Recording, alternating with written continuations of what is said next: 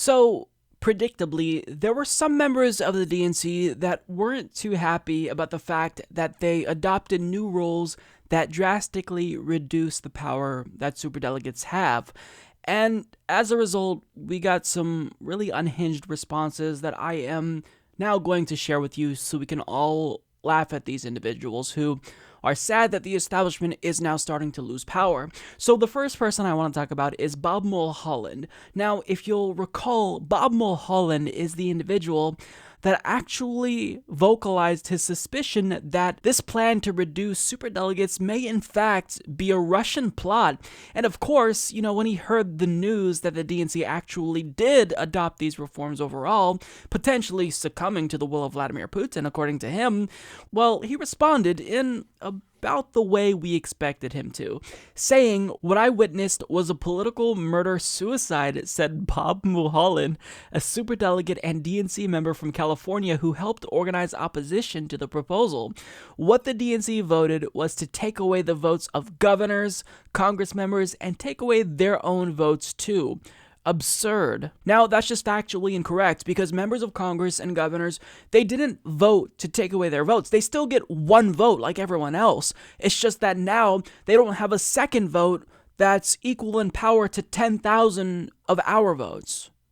So they don't have the ability to undermine the will of voters. But he states, they took away their vote. No, they took away their second vote.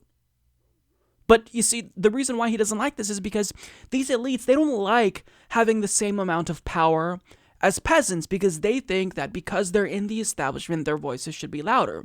But of course, Bob Mulholland wasn't alone because DNC member Leah Daughtry, who's on the Rules and Bylaws Committee, she actually was one of the individuals that lobbied against this and spoke out against this.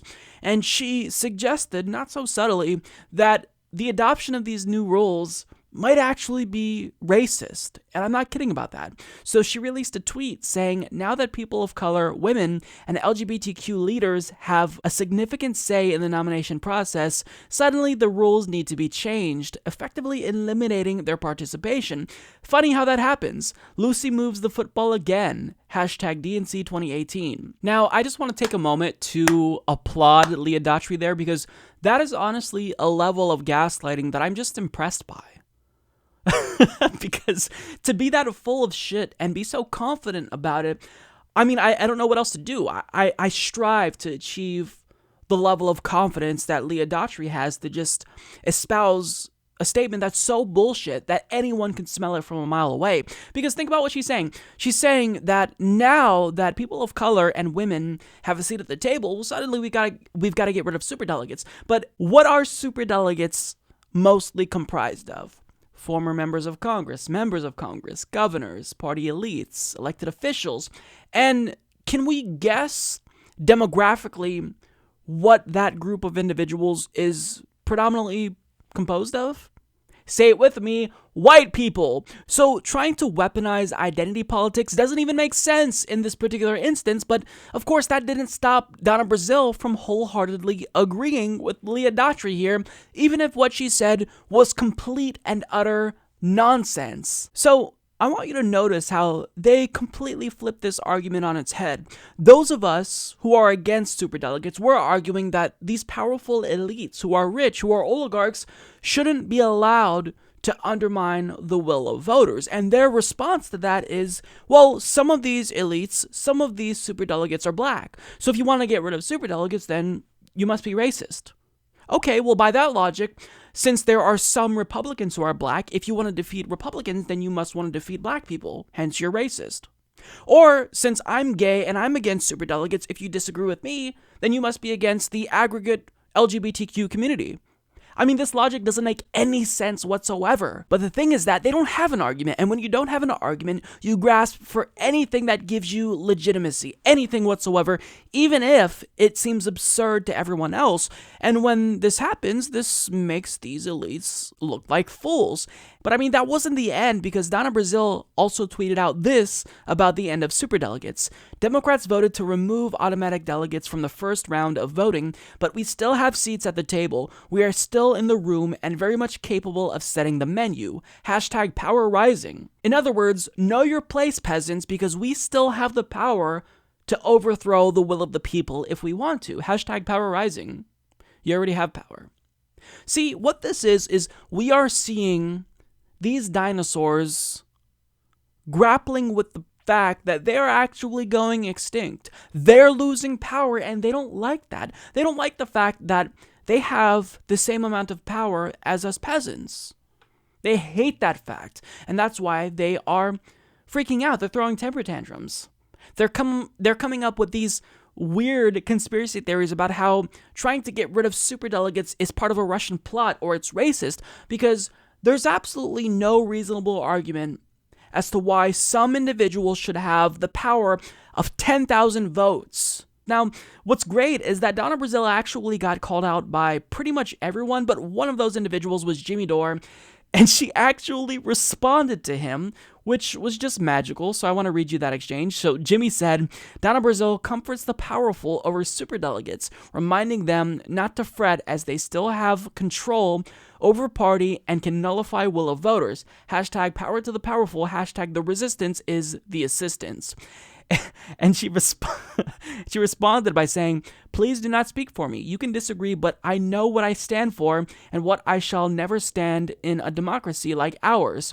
The right to vote is sacred, no matter if you are a pledged majority delegate or unpledged minority. We cannot change a perception problem this way.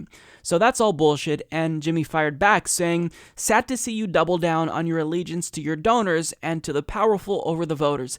This is how you lost to Trump and lost 1,000 seats nationwide and lost the House and the Senate. This is why you are losers. You are servants to money and power.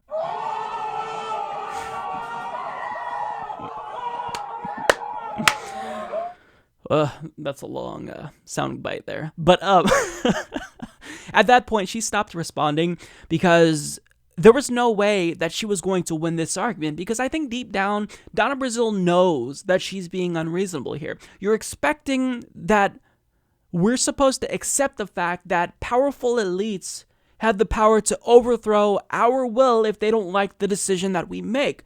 And that's completely unreasonable. It's antithetical to democracy. So if you truly believe in democracy, then you simply can't hold that stance. And so she had to stop responding to Jimmy Dore because, of course, she has no argument. None of them have an argument, which is why they go to racism, sexism, homophobia, and Russian plot to overthrow democracy. And understand what she's doing here, and it's particularly disgusting because she is equating the ability of superdelegates to undermine the will of voters with voting in general, when superdelegates are inherently undemocratic and actually do undermine the will of voters.